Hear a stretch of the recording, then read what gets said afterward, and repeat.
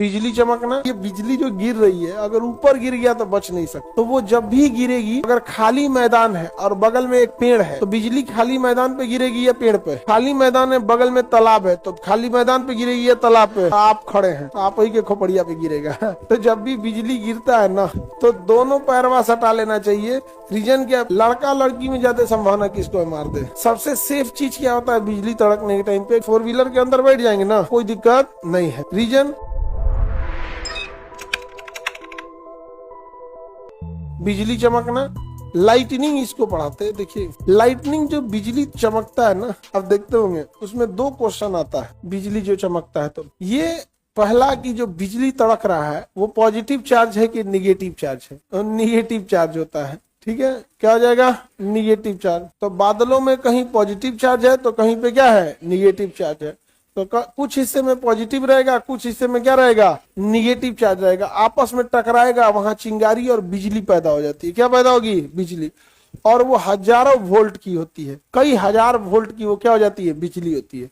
तो जो बिजली आसमान में चमक रहा है वो एक्चुअल में क्या है? करंट है। वो एक्चुअल में क्या है? करंट है। और वो करंट जब अचानक किसी के ऊपर गिरेगा, कई हजार एम्पियर है। अब सोचिए आपके घर में जो करंट आता है वो 1 एम्पियर का आता है।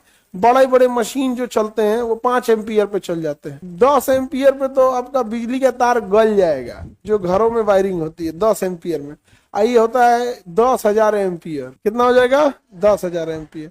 एक्चुअल में वो करंट है। अब 10,000 एम्पियर का करंट किसी के बदन में सटा दीजिएगा तब तो हालत खराब हो जाएगा उसका। घर में जो मारता है वो 1 एम्पियर वाला मारता है, और जो बिजली तड़क रहा है वो कितना एम्पियर मार रहा है? 10,000। तो पहली बात भैया कि ये इसमें बचने का चांसेस तो नहीं है। अब ये बिजली जो गिर रही है अगर ऊपर गिर गया तो बच नहीं सकता। अब बिजली की एक खासियत होती है, वो शॉर्टकट वाले रास्ते को ढूंढती है और अपने से निगेटिव चार्ज वाले को ज्यादा ढूंढती है। तो वो जब भी गिरेगी तो पानी वाले जगह पे गिरेगी और ऊंचाई वाले जगह पे। तो अगर खाली मैदान है और बगल में एक पेड़ है तो बिजली खाली मैदान पे गिरेगी या पेड़ पे?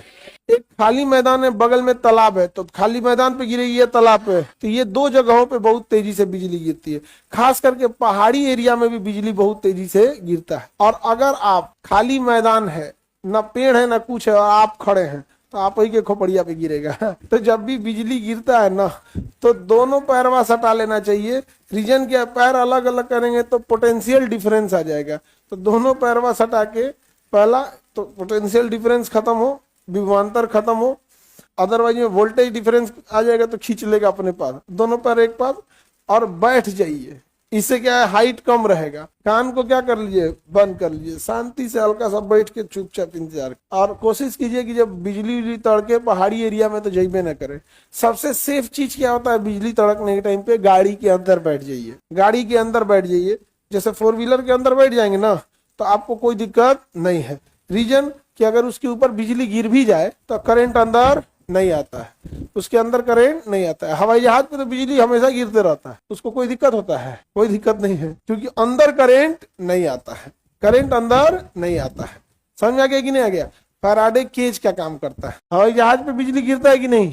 कोई दिक्कत होगा हवाई जहाज को? कोई दिक्कत नहीं होगा। हवाई जहाज को कोई दिक्कत होने वाला नहीं है। आगे बढ़े। करंट तेज लगेगा कि नहीं? भाई बिजली मार देगा तो आपको बचने की संभावना कुछ भी नहीं है अगर गिर गया तब। इसलिए कोशिश कीजिए कि उसमें न जाए करंट के टाइम पे। यहाँ पे लड़का लड़की में ज्यादा संभावना किसको मार दे? लड़की को जल्दी मारेगा। ये बाल जो होता है ना, बाल, ये आप इसको रगड़ के देखिएगा, खींच लेगा बाल को। यहाँ पे तो खुला बाल रहेगा ना